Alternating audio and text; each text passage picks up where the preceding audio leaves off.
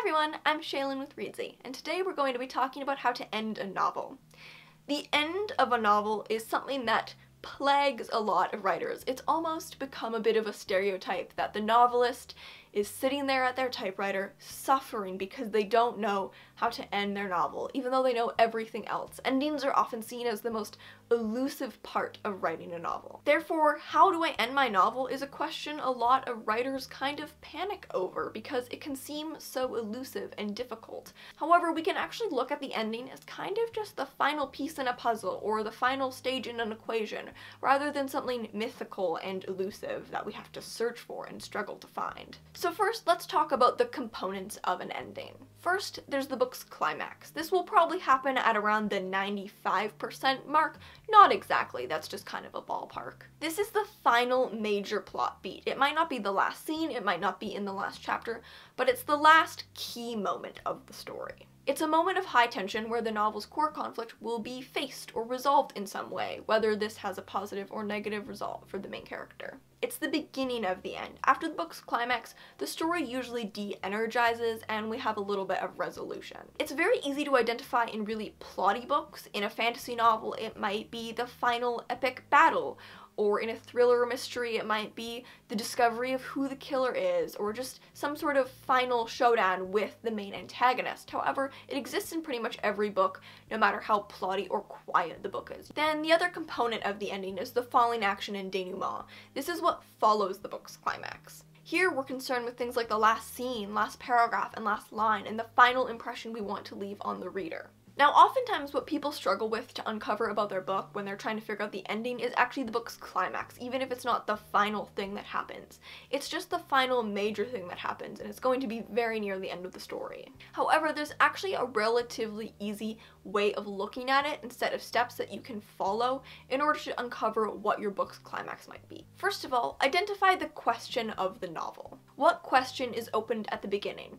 It might be a very literal question, like in a mystery novel, the question is a whodunit, who's the killer or who committed the crime. So here it's really easy. We know what the question is, and we know that the book's climax is going to be the point in time where we're provided with an answer.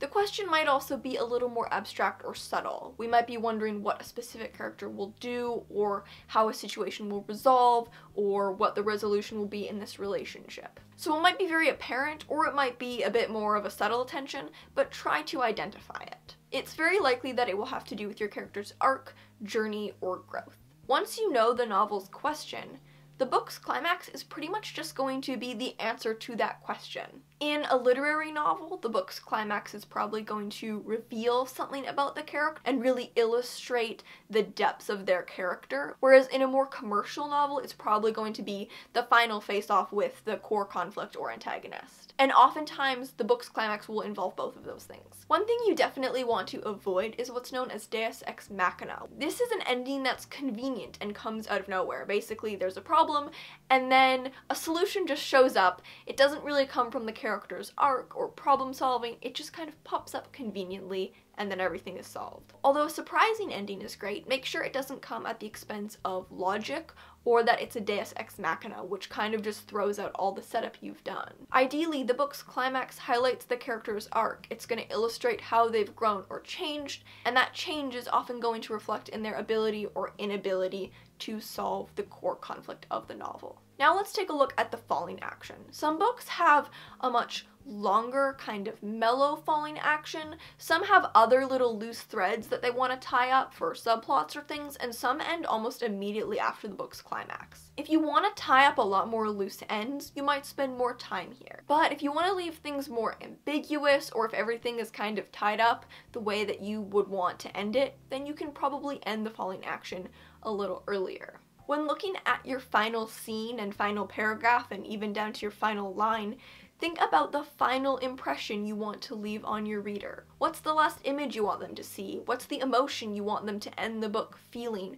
What's the thought that you want them to have on their mind? Depending on your novel's style, this might also really dictate how much ambiguity you want there to be.